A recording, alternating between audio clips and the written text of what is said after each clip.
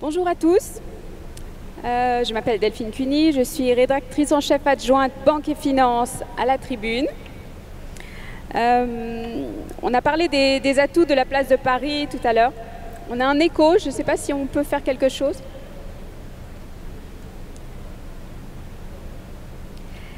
Donc on a parlé des atouts de la place de Paris et l'un d'entre eux, on l'a évoqué, c'est son expertise en matière de finance verte, que l'on appelle aussi la finance climat ou la finance durable.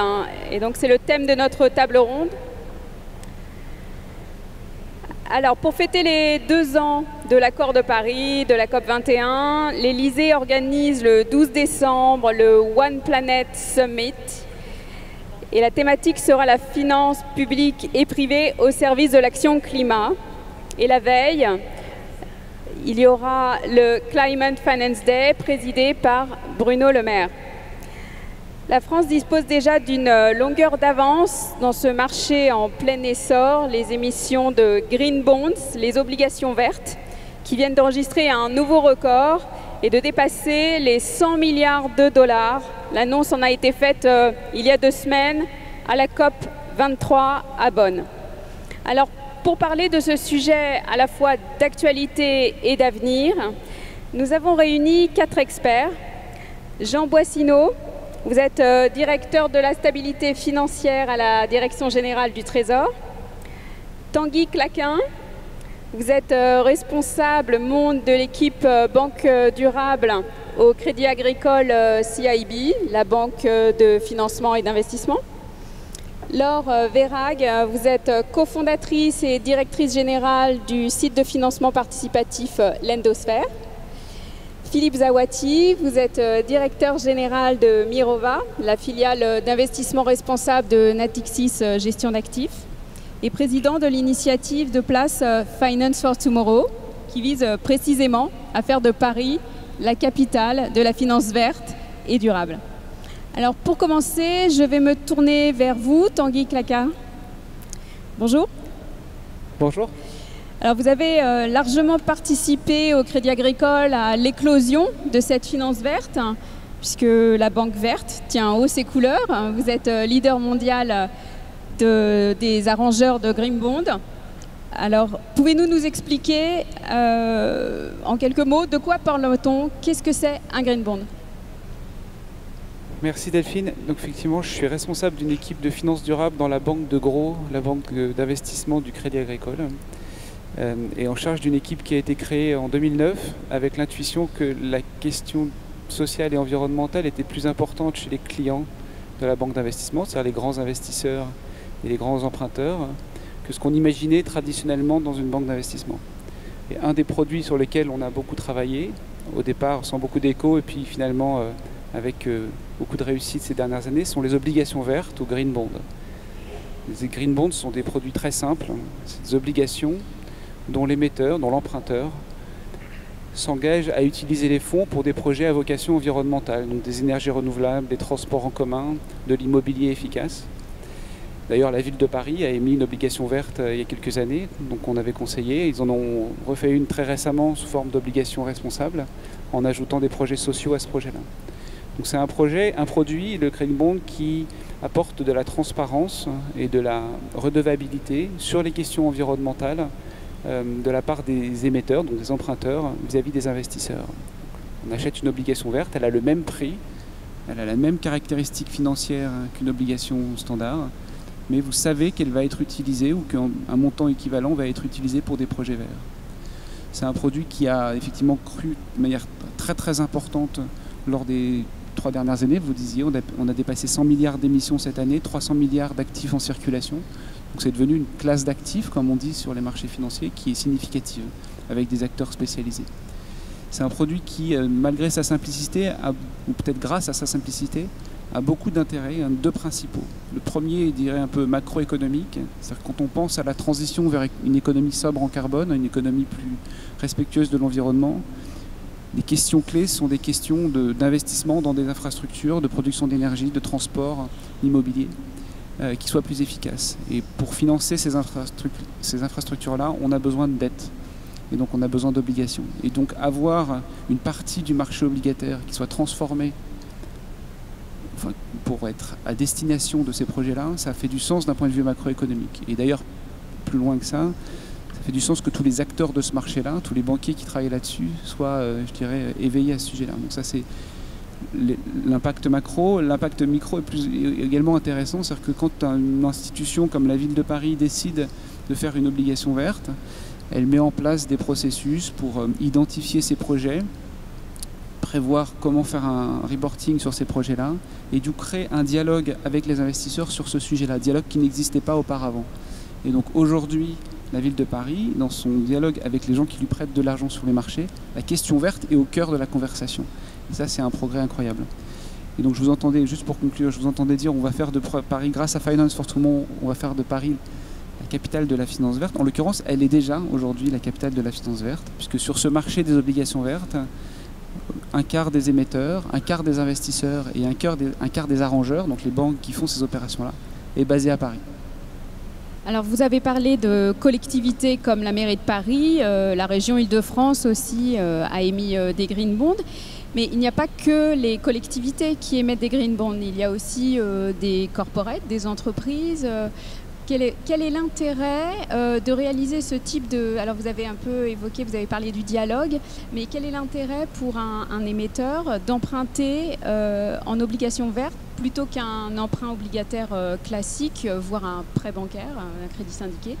Donc, tout type d'émetteur obligataire peut aujourd'hui accéder au marché des obligations vertes. D'ailleurs, le plus glorieux d'entre eux est autour de la table aujourd'hui, avec l'État français qui a fait une obligation verte qui a bouleversé le marché de par son ampleur et à la fois dans sa structure et sa taille. Et je pense que Jean pourra en parler un petit peu.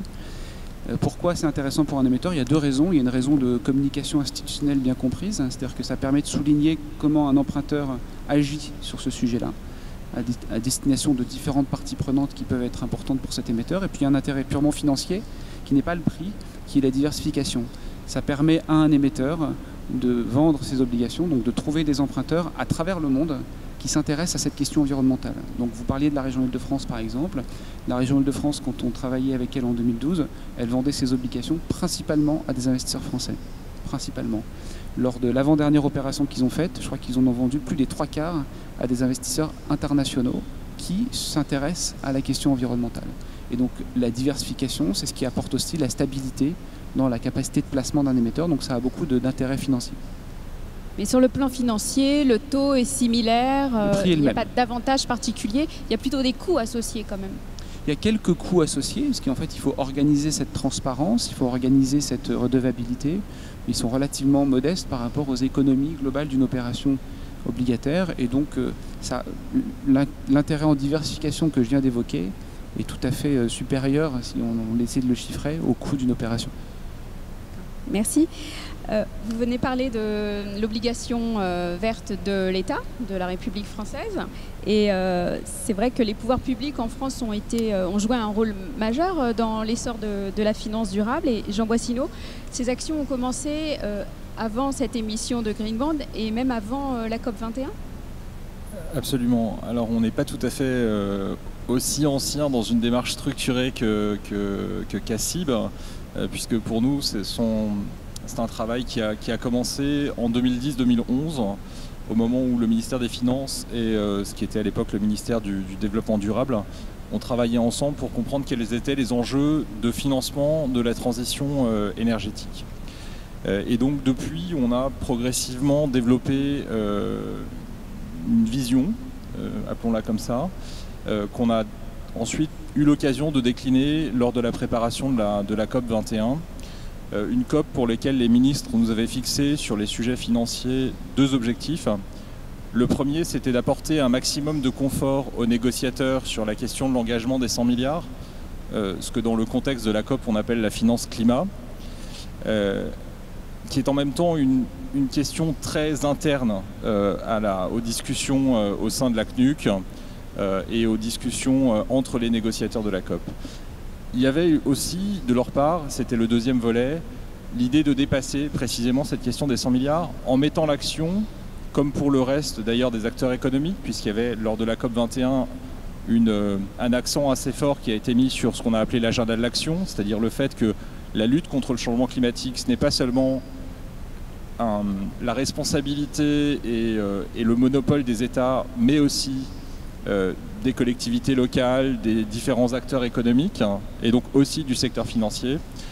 L'idée que précisément, il fallait assurer, permettre que le secteur financier se saisisse des enjeux climatiques et y participe, contribue positivement à la lutte contre le changement climatique. Et c'est quelque chose qui repose, là encore, sur deux jambes. La première, c'est le financement de ce qu'on peut appeler les investissements verts, les investissements de la transition.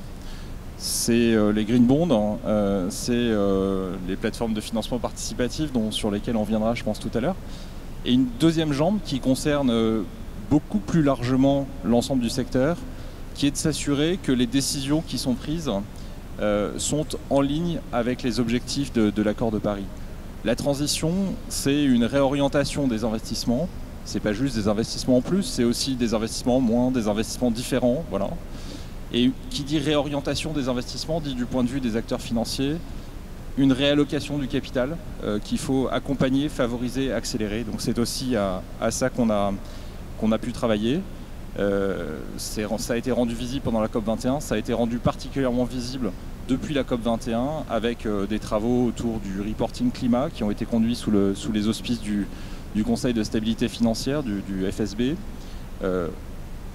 Des travaux lancés par la présidence chinoise du G20 qui se sont poursuivis l'année dernière sous présidence allemande. Enfin, voilà, c'est une idée qui était un petit peu folle, je pense, il y a 5 ou 6 ans et qui est en train de devenir et de gagner progressivement beaucoup d'acteurs, aussi bien publics que privés. Et je suis, pour ma part, très surpris de l'ampleur que le mouvement a pris depuis 3 ans. Et l'État français a joué un rôle de catalyseur, on peut dire, à la fois en tant que législateur, superviseur et puis donc émetteur avec le plus gros emprunt souverain vert émis à ce jour, je crois. Absolument. Préparer cette présidence, c'est aussi passé, c'était une orientation forte que les ministres nous ont donnée par une exemplarité. C'est-à-dire que je me souviens d'une discussion avec Michel Sapin qui nous disait très bien « Je suis prêt à vous raconter tout ça à mes homologues, mais j'ai besoin de leur dire concrètement ce que je fais chez moi. » Donc c'est passé en France, pour prendre quelques exemples, par le renforcement du reporting sur les enjeux climatiques, l'article 173. De la loi de transition énergétique. De la loi de transition énergétique d'août 2015. C'est passé par la mise en place et le renforcement de labels sur l'investissement socialement responsable ou sur l'investissement en faveur de la transition. Et c'est aussi passé, par exemple, par l'émission d'une obligation verte qui a été faite notamment avec à l'esprit l'idée que c'était une manière d'aider le marché à se développer. Cette obligation verte souveraine, Tanguy en parlerait aussi bien que moi puisqu'il a fait partie des conseillers qui ont aidé à l'arranger. Très gros montant. Voilà. 7 milliards d'euros. 8 milliards 6 aujourd'hui. Up and running. On verra jusqu'où ça s'arrête. Cette obligation verte, elle avait là aussi pour leitmotiv, pour objectif de rassembler le meilleur des deux mondes. C'est-à-dire d'apporter aux investisseurs qui étaient sensibles à la question environnementale des actifs qui avaient la liquidité, les caractéristiques de risque des actifs souverains. Et puis aussi de contribuer par l'intérieur quelque part à la définition des standards, non pas en intervenant comme régulateur pour prescrire par l'extérieur des standards sur un marché qui n'est peut-être pas complètement mature et sur lequel surtout il y a un vrai besoin à ce que le standard soit un standard international, mais participer de l'intérieur à cette discussion sur les standards en nous imposant à nous-mêmes un certain nombre d'objectifs, notamment en matière de reporting sur l'impact et l'évaluation des actifs et des investissements qu'on réalise et qu'on finance à travers cette obligation. D'accord, merci. Au-delà de l'action des pouvoirs publics, le terrain était propice en France. Philippe Zawati, vous avez été à la pointe de tous ces sujets en créant Mirova en 2012 et les investisseurs institutionnels français avaient manifesté très tôt de l'intérêt pour l'investissement responsable en fait. Oui, c'est une tradition française depuis assez longtemps, maintenant depuis 15-20 ans, la France est en avant, les acteurs français sont en avance sur l'investissement responsable. On s'est passé par différentes phases. Les investisseurs sont beaucoup intéressés aux sujets sociaux pendant très longtemps. poussé notamment par notamment les investissements dans l'épargne salariale et donc les syndicats de salariés avec les entreprises ont développé ce marché et ont développé donc un investissement responsable très soucieux des problématiques d'emploi, de société, de respect des droits humains aussi à l'étranger, etc. Et puis progressivement, les problématiques environnementales sont arrivées un peu plus en haut de la pile et sont devenues maintenant assez prégnantes, notamment évidemment après la COP21 et après donc la mobilisation assez forte de l'ensemble de la finance dans ce domaine-là. Et puis ça a atteint un peu un point d'orgue avec ce qui s'est passé et la réglementation que nous avons maintenant en France, le fameux article 173 de la loi sur la transition énergétique et la croissance verte, qui exige des investisseurs de précisément mesurer et publier l'empreinte carbone de leur portefeuille, c'est-à-dire d'essayer de comprendre l'impact qu'ils ont sur le réchauffement climatique. Ça a été un élément important parce que ça a complètement modifié la relation et puis les discussions entre nous, gérants d'actifs, et les grands investisseurs institutionnels, y compris les collectivités, les collectivités locales et autres. Et quels ont été les ingrédients pour faire naître tout un écosystème, puisqu'aujourd'hui, il y a tout un écosystème de la finance verte? Alors, du fait effectivement de ces différents éléments que je vous ai mentionnés, c'est vrai qu'aujourd'hui, on a la chance d'avoir à Paris un des écosystèmes, si ce n'est l'écosystème le plus riche en termes de finances vertes et durables. Parce que ça traverse, je dirais, tous les acteurs. On l'a vu avec les banques, Tanguy nous en a dit un mot tout à l'heure. Mais ça concerne aussi les compagnies d'assurance, les investisseurs institutionnels, notamment les investisseurs publics qui sont très, très, très attachés à ces sujets d'investissement responsable, les sociétés de gestion. Et puis il y a aussi autour de ça un certain nombre de cabinets de conseil qui ont développé des méthodologies sur tout ce qui est mesure de l'empreinte carbone par exemple, sur tout ce qui est analyse ESG, ce qu'on appelle ESG, c'est-à-dire environnemental, social et de la gouvernance des entreprises. Et l'ensemble de cet écosystème fait aujourd'hui de Paris clairement une place qui est très en avance sur les sujets de finances durables. Alors maintenant, la question qui se pose à nous, c'est comment on capitalise sur cet écosystème dans un marché qui est en très forte croissance et qui s'internationalise et où la compétition internationale va devenir extrêmement forte. Oui. Parce que c'est pas franco-français comme marché. On n'en a pas beaucoup parlé, mais il y a la Chine, les États-Unis. Bien sûr, aujourd'hui, il y a effectivement, alors, sur le marché des obligations vertes, on le voit bien, les Chinois sont aussi très actifs, mais en Europe, d'autres places financières ont pris des initiatives assez significatives dans le domaine de la finance durable. Je pense à Londres, évidemment, qui comprend bien que c'est un des éléments d'attractivité et de compétitivité, et dans le contexte dont on a parlé juste avant dans le ronde précédente du Brexit, on voit bien que la City s'attache aujourd'hui à essayer de montrer que là aussi ils sont extrêmement actifs sur ce domaine-là pour conserver ou attirer des équipes dans ce domaine. C'est pour ça que vous avez créé Finance for Tomorrow, cette initiative l'été dernier? Oui, c'est la raison pour laquelle on a décidé de s'organiser au niveau de la place de Paris. Et donc, sous l'égide de Paris Europlace, on a réuni 50 acteurs aujourd'hui qui représentent l'ensemble des catégories dont je vous ai parlé précédemment, qui représentent la finance verte parisienne, avec un certain nombre d'objectifs qui sont de travailler ensemble, continuer à développer l'expertise, aller de plus en plus loin dans l'innovation, notamment par exemple dans tout le domaine des fintech, mais aussi dans d'autres sujets. Un objectif aussi de continuer à travailler avec les pouvoirs publics. La réglementation est un atout quand elle est co-construite intelligemment entre les acteurs du marché et les pouvoirs publics. Elle est un atout de compétitivité. Et puis bien entendu, communiquer, faire savoir ce qu'on fait à Paris et développer l'ensemble de ce savoir-faire français. Vous parliez de fintech. On en a une, l'Endosphère. Vous aussi, finalement, chez l'Endosphère, vous aidez à l'émission d'obligations vertes, mais d'une autre nature. Là, on n'est pas en milliards d'euros et en millions. Vous êtes une plateforme de financement participatif de projets écologiques avec une empreinte très locale. Alors expliquez-nous qui sont les emprunteurs, qui sont les prêteurs, quel type de projet on trouve sur l'Endosphère. Merci. L'Endosphère est en effet une plateforme de financement participatif en dette et en capital dédiée exclusivement aux projets qui contribuent à la transition énergétique. Donc sur l'Endosphère, les particuliers, les épargnants français peuvent trouver des projets dans lesquels ils investissent directement, dans lesquels ils flèchent leur épargne de façon transparente et directe. Les emprunteurs ou les émetteurs en dette ou en actions sont des entreprises françaises, donc des PME, des ETI, des filiales de grands groupes. Par exemple, nous avons travaillé avec la filiale d'EDF, EDF Énergie Nouvelle, sur 4 projets éoliens, qui décident de faire participer les particuliers et, si possible, les riverains de leurs projets au financement et au développement de ces projets. C'est donc une façon tout à fait innovante. Donc, depuis le cadre juridique réglementaire existe depuis 2014 en France.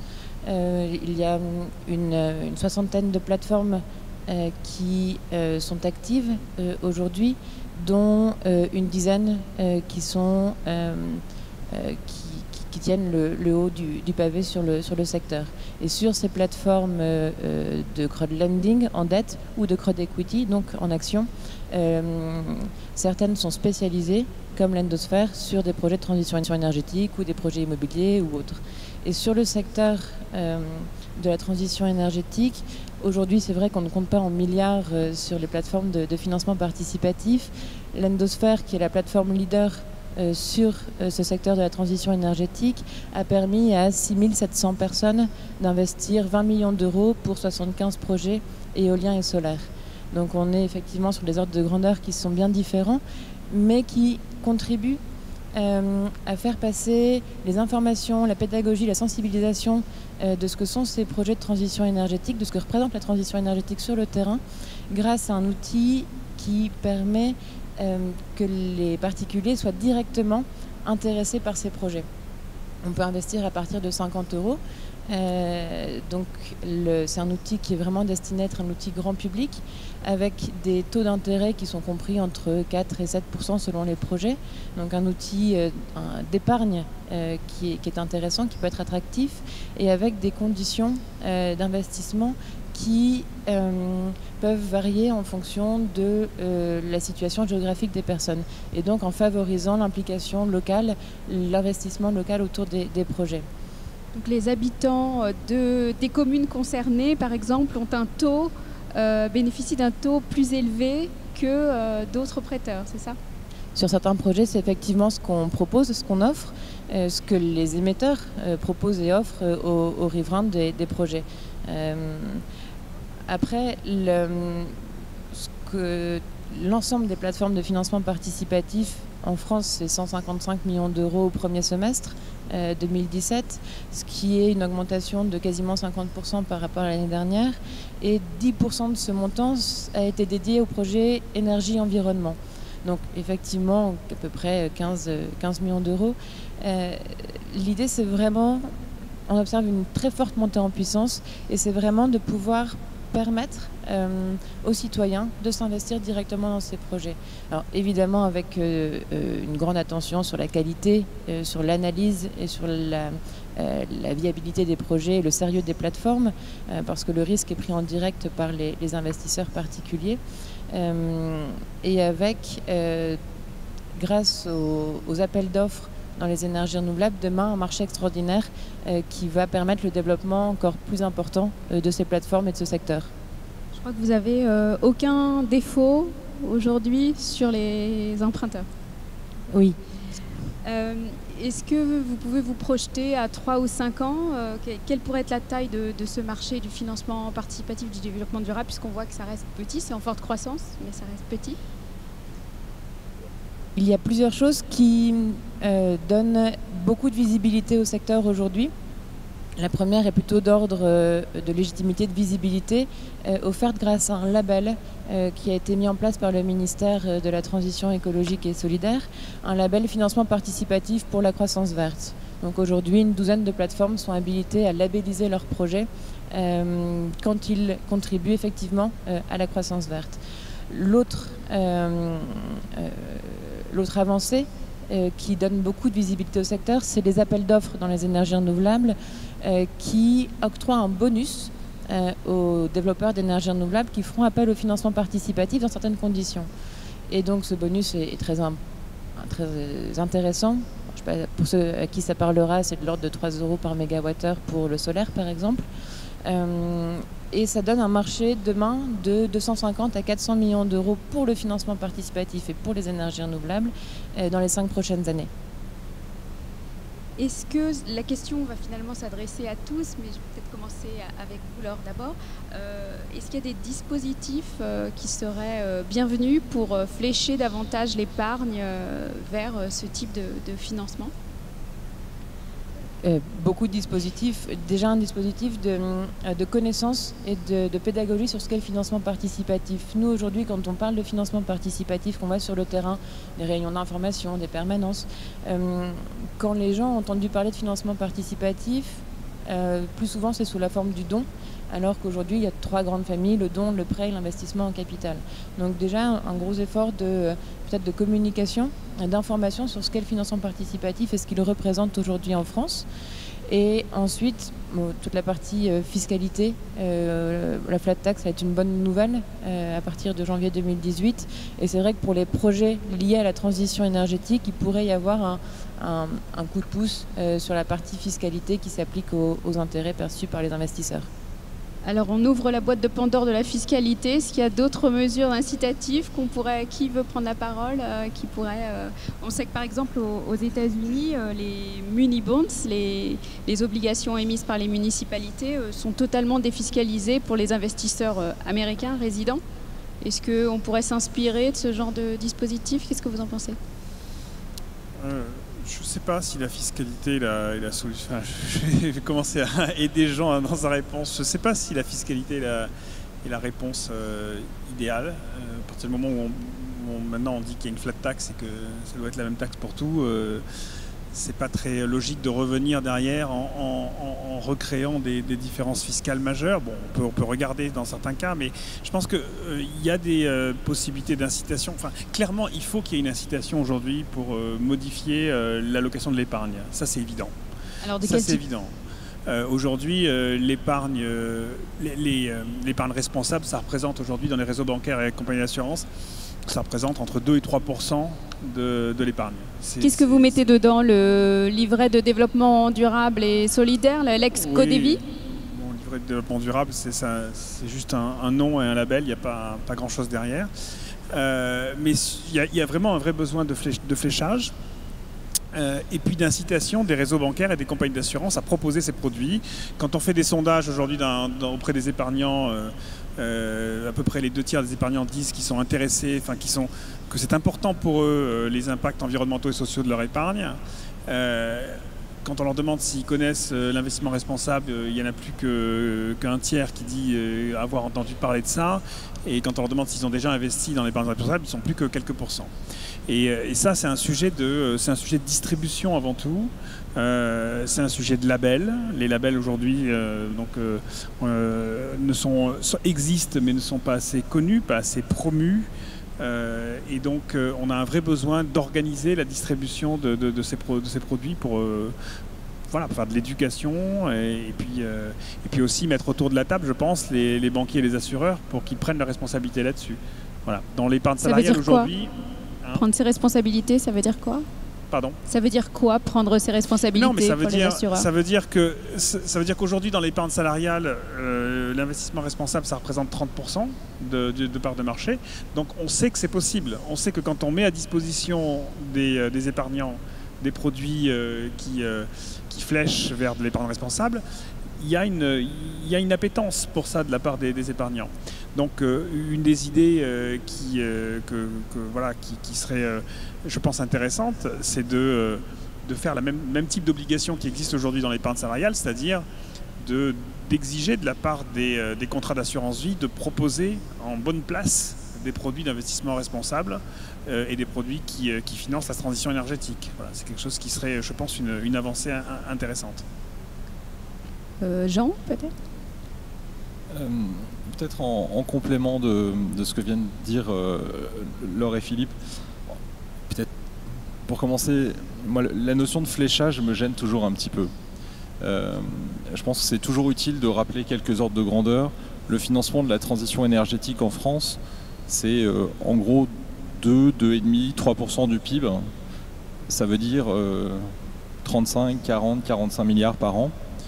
Et en face de ça, on a plus de 3 000 milliards de patrimoine financier des ménages. Je vais remettre ma casquette de directeur de la stabilité financière. Si on essaie de déverser ne serait-ce que 1000 milliards de ce patrimoine financier juste sur la transition, je suis à peu près certain qu'on fabrique une bulle avec tout ce qui va avec, depuis le greenwashing jusqu'aux mauvais projets qu'on va financer et qui vont faire défaut. Donc je pense que ce qui est vraiment très utile, c'est pas nécessairement de chercher à flécher, mais c'est de faire en sorte que l'épargnant qui veut mobiliser, allouer son épargne vers la transition, il ait absolument, la possibilité de le faire. Je pense que l'idée que Philippe vient de soulever, c'est une idée à laquelle on peut réfléchir. Cette idée de faire en sorte qu'il soit normal d'offrir une gamme complète de produits. Mais c'est aussi le fait de s'assurer qu'on n'est pas en train de faire du greenwashing. Et c'est pour ça que les labels qui ont été mis en place par les pouvoirs publics, le label ISR, le label Tech, c'est des éléments essentiels de cette construction. Du côté de l'autorité des marchés financiers, je crois savoir qu'il y a en ce moment une réflexion autour de comment fait-on pour s'assurer de la robustesse des produits qui sont offerts aux ménages, qu'on ne soit pas en train de vendre des fausses promesses, alors même que le problème du secteur financier aujourd'hui, c'est précisément de reconstruire de la confiance après la crise. Ensuite, au-delà de cette question de l'allocation de l'épargne des ménages, le vrai enjeu, il me semble, ou l'autre enjeu, c'est vraiment de faire en sorte que les investissements qui sont nécessaires à la transition, les éoliennes, les investissements les plus visibles, mais aussi par exemple les travaux de rénovation énergétique, y compris pour des particuliers, les investissements d'efficacité énergétique des PME, des choses qui ne sont pas nécessairement des objets qui se verront avec un instrument financier qui est attaché, mais néanmoins ces investissements soient faits. Il y a peut-être des choses à faire du côté de l'offre, il y a peut-être des choses à faire du côté de la manière dont les assureurs, les banquiers, etc. ont une meilleure compréhension de ce type d'investissement, mais il y a aussi, je pense qu'il ne faut pas l'oublier, faire en sorte que les entreprises, les particuliers, l'ensemble de ces acteurs qui ont besoin de porter ces investissements, qui in fine prennent la décision de les faire, et à leur disposition, sachent ce qu'il faut faire, et à leur disposition les bons conseils, les bonnes solutions, etc. À la fin, c'est vraiment la manière dont on fait en sorte que se rencontre l'idée d'un investissement et la possibilité de le financer.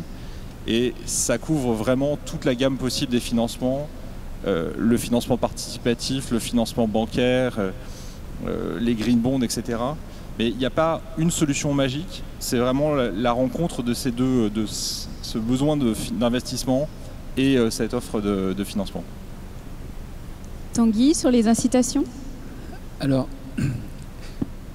Jean est très bon pour faire des rapports entre des chiffres très petits et des chiffres très grands pour démontrer là où il veut aller. En fait, on pourrait aussi faire le rapport entre les émissions carbone en France et les émissions carbone à l'échelle du monde entier et se dire que finalement, essayer de construire des choses très compliquées en France, ça ne va pas changer grand-chose, puisque une tonne de carbone qu'on émet à Paris, elle va partout.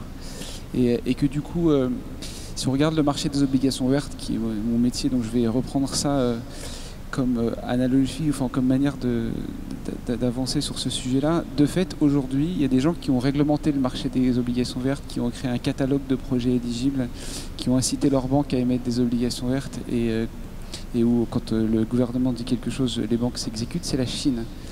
Et la Chine était rien du tout sur le marché des obligations vertes, entre guillemets, il y a 2 ans. L'année dernière, ils représentaient 30% du marché grâce à leur marché domestique.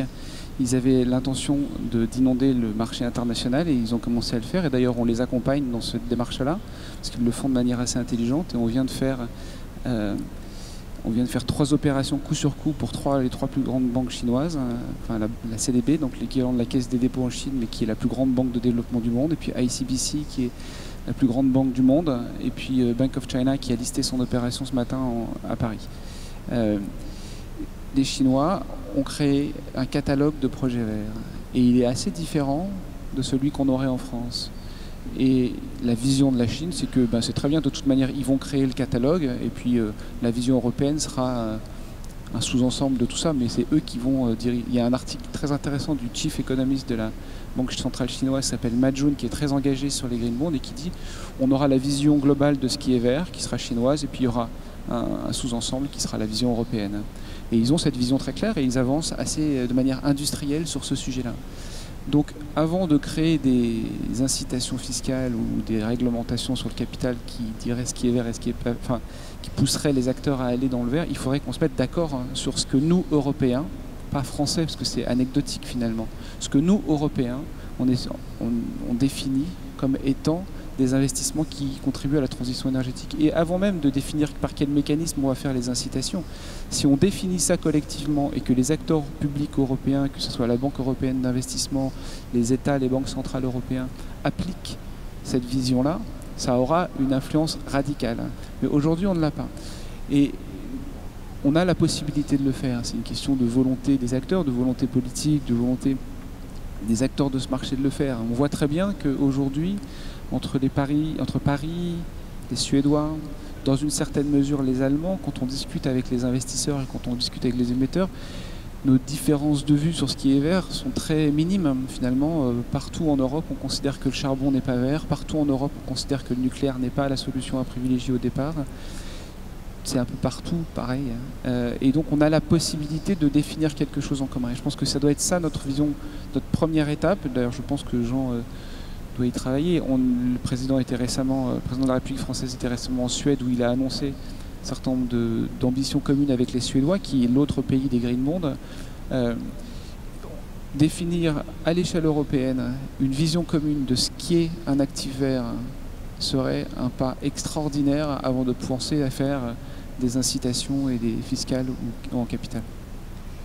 Mais je crois que la Commission européenne a prévu d'adopter un plan d'action sur la finance durable au premier trimestre 2018. Ça doit se formaliser. Je comprends ça, mais l'agenda européen, je laisserai Jean commenter parce que le rythme d'avancée de ces travaux-là m'est complètement étranger. Bon, et moi, je ne commenterai pas, je laisserai Philippe qui participe à ces travaux. Ah ben bravo. Alors là, dans le genre, on se passe la patate chaude. La Commission européenne a créé en début d'année un groupe de travail, un groupe d'experts pour travailler sur précisément comment rendre le système financier plus soutenable. Donc j'ai effectivement l'honneur de participer à ce groupe de travail. On doit rendre notre rapport en début d'année prochaine.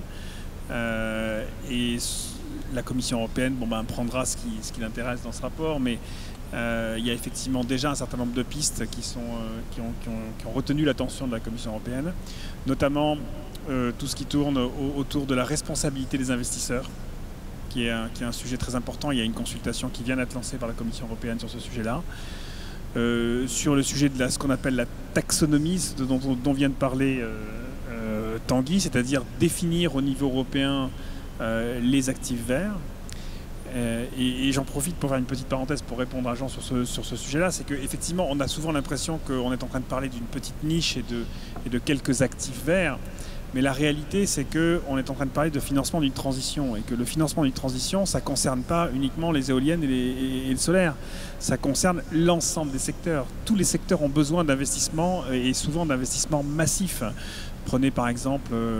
on est en train de parler beaucoup de glyphosate en ce moment. Prenez l'agriculture, la transformation agricole a besoin d'investissements massifs. Et on n'est pas uniquement dans le domaine des énergies renouvelables. Donc c'est pour ça que la définition de ce qui est vert doit aller au-delà simplement cette niche. Et c'est là qu'on va réussir à régler un petit peu, à reboucler sur la discussion qu'on a eue précédemment, parce qu'à ce moment-là, le fléchage devient beaucoup plus pertinent que si on est uniquement sur une petite classe d'actifs. Philippe, je ne serais pas en désaccord avec toi. Mais précisément, c'est ce que tu dis, la transition, c'est pas juste quelques objets verts très bien identifiés avec lesquels qu'on peut mettre derrière un green bond ou derrière des actifs dédiés. C'est pour ça, par exemple, qu'il y a un travail vraiment essentiel qui a été conduit sous les auspices du FSB l'année dernière.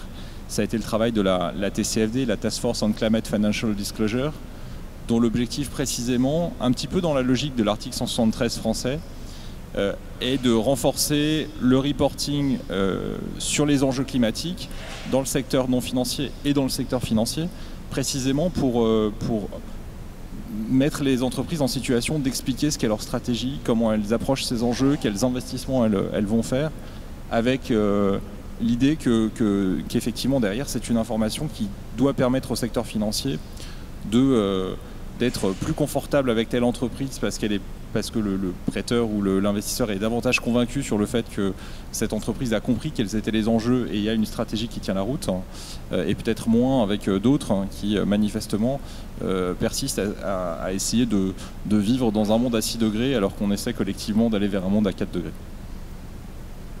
Sur la place de Paris... 2 degrés, excusez-moi. Sur la place de Paris comme capitale de la finance verte, vous disiez, Tanguy, que la Suède était l'autre pays des green bonds, mais le Luxembourg se revendique aussi la capitale européenne des green bonds, notamment parce que beaucoup d'obligations vertes y sont cotées. Arnaud Bresson, tout à l'heure, d'Europlace, se félicitait des 3 émissions de Bank of China à Paris. Reste qu'aujourd'hui, c'est effectivement souvent à la Bourse de Luxembourg que les obligations vertes sont cotées. Qu'est-ce qu'on peut y changer ? Je ne pense pas qu'on mesure l'influence d'une place financière uniquement au listing des opérations sur son marché. Heureusement d'ailleurs.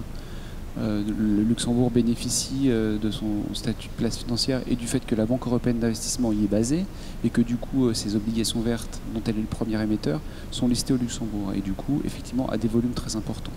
Je pense qu'on a autre chose qui a beaucoup plus de valeur à Paris. On a énormément de monde, on a énormément de personnes qui sont très engagées dans ce marché-là, qui sont très actifs, qui ont parfois changé leur carrière. Il y en a un certain nombre qui ont teinté leur carrière de vert très fortement, et on est tous autour de la table, je pense, dans ce cas de figure-là, et en ayant chacun d'entre nous réussi à développer des choses sur ce sujet-là qui a fait de nous des leaders dans chacun de nos domaines. Et donc on a les plus grands investisseurs responsables qui font des green bonds, ils sont à Paris, et Philippe Zaotti en est un des pionniers. Le plus grand émetteur souverain, il est à Paris, et celui qui sans doute aujourd'hui s'implique le plus dans la gouvernance de ce marché-là, c'est la France, et donc Jean le représente. On a des fintech et un certain nombre qui sont actifs dans ce secteur-là, et Laure en est un représentant. On a les banques les plus actives dans ce secteur-là. Donc on a des gens vraiment qui font ça. Et de très gros émetteurs corporate, peut-être. On a beaucoup d'émetteurs corporate. EDF. Les plus grands corporate, effectivement, sont là. Les plus grandes institutions financières sont là. On a à Paris un terreau très favorable à des initiatives dans ce secteur, que ce soit des startups, que ce soit des entrepreneurs, que ce soit de la communication ou du monitoring. On a aussi des agences de notation extra-financière dont les allemandes dont la plus grande allemande est basée à Paris pour cette activité-là. Donc, cela dit, il ne faut pas uniquement s'enorgueillir.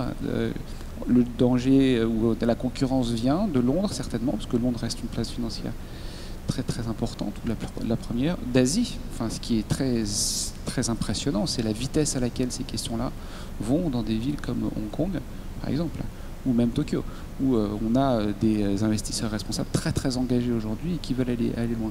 Donc que doit-on faire ? Je suis pas sûr. Il y a certainement qu'il faut travailler sur le listing. Je ne suis pas sûr que ça soit la principale chose. Je pense qu'il faut continuer à travailler sur le terreau qu'on a. Et donc Finance for Tomorrow est une des initiatives sur lesquelles on doit continuer à travailler. Mais je pense qu'il faut qu'on continue tous à être les avocats de ce qui se passe à Paris, à ne pas rougir de ça, à faire venir des investisseurs étrangers ici, à faire venir des émetteurs étrangers ici, mais pas uniquement toujours en se comparant en termes de listing d'opérations. Oui, j'imagine que vous avez un avis sur la question, Philippe. Non, de compléter sur ça, je crois que au-delà de l'aspect mesure de tel secteur, de savoir si on est premier sur les green bonds, deuxième sur les listings de green bonds, etc. etc. D'ailleurs, je fais une parenthèse, il y a un benchmark des places financières vertes qui est en cours de réalisation et qui sera, dont le premier exercice sera diffusé le 13 décembre pendant la semaine du sommet. Mais au-delà de ces mesures-là, je crois que si on veut réussir et faire de Paris la capitale de la finance verte, il faut qu'on réfléchisse surtout à qu'est-ce que c'est que la place financière de Paris. C'est-à-dire que Paris ne sera pas la capitale de la finance verte si on considère que la finance verte est une sous-petite catégorie de la place financière. Paris sera la capitale de la finance verte si la place de Paris devient verte et durable. À ce moment-là, on deviendra la capitale de la finance verte. C'est-à-dire qu'il faut qu'on réfléchisse fondamentalement à qu'est-ce que c'est que la place financière du XXIe siècle, comment est-ce qu'on a envie de la construire, quelles sont ses caractéristiques. Et ces caractéristiques, finalement, quelles sont-elles? C'est une place financière qui va financer ce qu'on appelle l'économie réelle, qui va être connectée aux entreprises, connectée au monde économique. C'est une place financière qui prend conscience de ses impacts environnementaux et sociaux. C'est une place financière digitale qui est très avancée dans la technologie. Et c'est une place financière qui est très collaborative avec l'ensemble des autres acteurs, aussi bien domestiques que internationaux. Si on arrive à bien comprendre ça et à intégrer ça au niveau de l'ensemble de notre fonctionnement, alors je pense que Paris peut devenir effectivement non seulement la capitale de la finance verte, mais une grande place financière internationale. Jean, vous avez quelque chose à ajouter peut-être? Presque tout a été dit. Moi, je voudrais rajouter une touche. D'abord, je ne suis pas certain qu'il faille absolument être... il n'y a pas un seul centre financier qui fera toutes les opérations, je pense que c'est clair. Je pense que l'ambition de Paris, ça doit être, sur ces questions-là, d'être un centre financier de référence, c'est-à-dire d'être un des endroits où on fait le produit d'après-demain. Ça a été le cas avec les green bonds, c'est le cas avec un certain nombre de fonds, c'est le cas. Voilà, on sent qu'il y a ça, c'est déjà présent, être une référence et le rester. Moi, je suis très frappé de nombreux contacts très amicaux avec nos homologues britanniques, qu'on connaît bien par ailleurs, et avec des acteurs britanniques, par exemple. Si je contraste l'expérience entre Paris et Londres sur ces questions-là, c'est vraiment le fait qu'à Paris, on trouve des acteurs qui ne voient pas seulement dans cette question de la finance verte une opportunité de business, mais sont vraiment convaincus que c'est, ce que disait Philippe à l'instant, c'est quelque chose qui relève d'un ADN et d'une attitude beaucoup plus fondamentale. Et je pense que c'est ça, à mon avis, et une capacité collective à faire vivre cet engagement et cette conviction qui probablement sera la clé d'un positionnement qui, par ailleurs, est un positionnement qui, à mon avis, n'a de sens que s'il est collectif et constructif. Les Suédois ont quelque chose et les Scandinaves ont quelque chose à contribuer à cette discussion, les Néerlandais aussi, d'une certaine manière, les Allemands qui n'y sont pas encore tout à fait mais qui commencent à arriver aussi, etc. Donc il y a aussi une attitude, je pense, d'ouverture qui est là encore assez propre aux acteurs français qui me semble utile de cultiver. Alors peut-être une réflexion, est-ce que y a assez de projets à financer? Est-ce que c'est pas ça aussi peut-être un des soucis? Sur le financement participatif, déjà, la France a été en pointe sur le cadre réglementaire. C'est à rappeler, parce qu'on dit toujours qu'on est en retard par rapport à tous nos voisins. Sur ce sujet-là, c'est vrai qu'on travaille aujourd'hui avec une belle visibilité et avec un cadre réglementaire, des plateformes agréées qui offrent une sécurité aux investisseurs qui est importante. Après, sur la partie projet, le financement participatif sera toujours un moyen complémentaire de financement des projets. Je pense aux gros projets industriels qu'on finance nous aujourd'hui, éolien, solaire, biomasse, hydro, apportent un complément de financement qui peut aller jusqu'à 2,5 millions d'euros, donc qui n'est pas négligeable, mais qui viendra toujours en complément d'outils de financement qui ont une force de frappe telle que on a mentionné tout à l'heure. En revanche, on apporte ce supplément de sens, d'âme, d'appropriation par les citoyens que ne peuvent pas apporter les fonds ou les acteurs bancaires. Et on apporte un produit qui établit un lien direct entre le français, l'épargnant et le projet. Ce qui est à mon sens important et qui peut faire partie de l'ensemble des outils pour faire de Paris, de la France, une place financière verte sur l'ensemble des outils et sur l'ensemble des offres proposées aux Français. J'ai l'impression que ce sera le mot de la fin. Est-ce qu'il y a peut-être des questions dans la salle? J'en vois une par ici.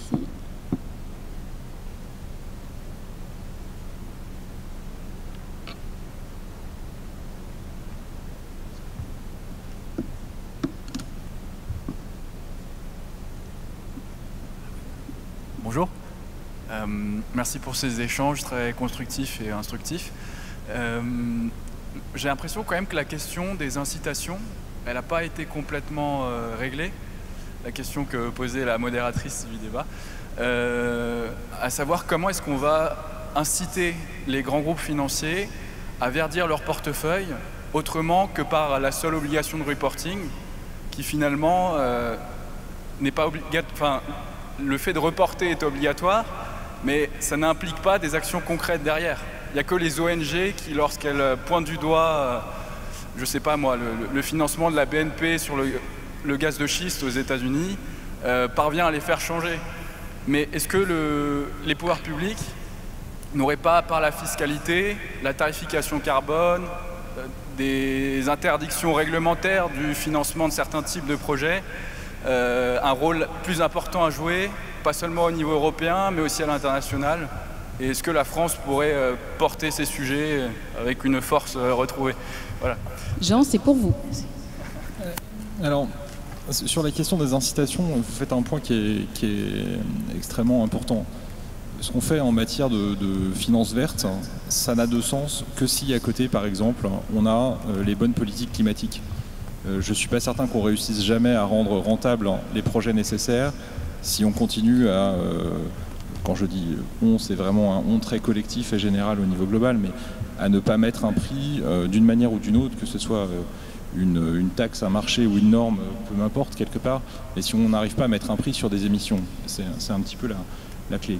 Maintenant, si on arrive vraiment sur la question de ce qui se passe dans le secteur financier lui-même, ce que je peux vous dire, c'est que des réflexions de superviseurs sur est-ce qu'on ne serait pas en train de sous-estimer un certain nombre de risques, et est-ce qu'il ne faudrait pas qu'on, d'une manière ou d'une autre, renforce notre supervision sur ces questions-là?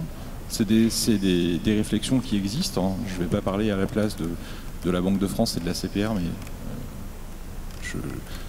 voilà. Je pense qu'ils seraient ravis de venir en parler à l'occasion. Et ça existe en France et ça n'existe pas qu'en France. Et on verra ce qui se passe dans quelques semaines au moment du sommet climat sur ce type de questions. Pour revenir sur le reporting, c'est jamais suffisant, parce que si on rapporte et qu'il n'y a personne qui regarde, ça ne sert pas à grand chose, mais c'est toujours nécessaire.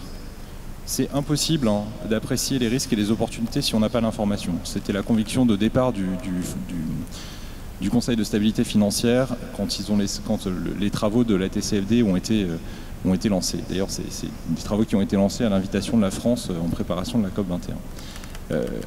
Cette question l'engagement des ONG, il s'appuie aussi sur ce reporting. Bref, le reporting, c'est vraiment une sorte de brique élémentaire.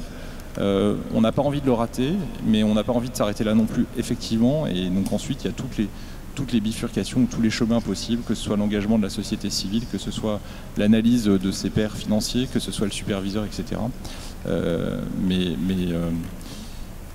Donc indispensable et probablement pas suffisant, ça je suis d'accord. Une autre question? Merci. Bonjour. Moi je voulais plutôt avoir votre avis sur l'articulation qui est faite entre ces investissements et les objectifs du développement durable, les 17. On a une espèce de catalogue défini par l'ONU.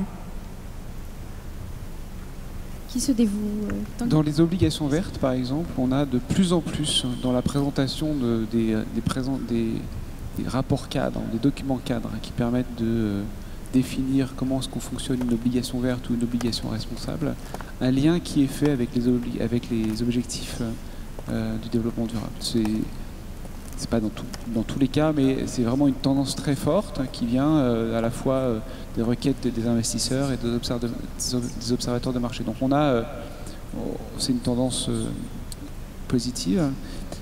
On a aussi sur le site des ODD des propositions d'indicateurs de reporting, puisque comme Jean l'a dit, en fait, la première chose à faire avant de penser à faire des incitations pour améliorer les choses, il faut mesurer.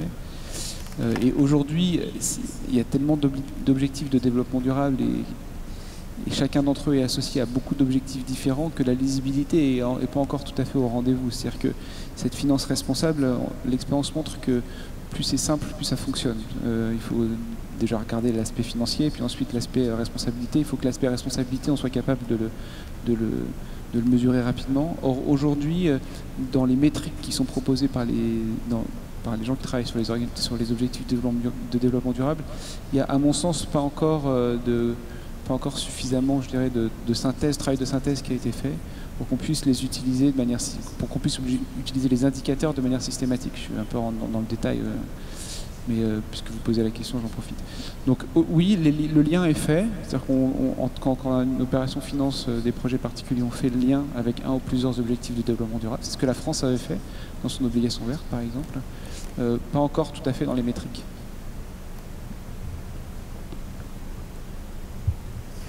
Oui, bonjour, je reviens brièvement sur les incitations. J'ai entendu parler d'un projet visant à alléger les obligations prudentielles, les critères de solvabilité pour les investissements verts. Qu'en est-il et qu'en pensez-vous? Merci. C'est le Green Supporting Factor, c'est effectivement la Fédération bancaire française qui veut en parler. C'est une proposition qui a été faite effectivement par la Fédération bancaire française depuis plusieurs mois.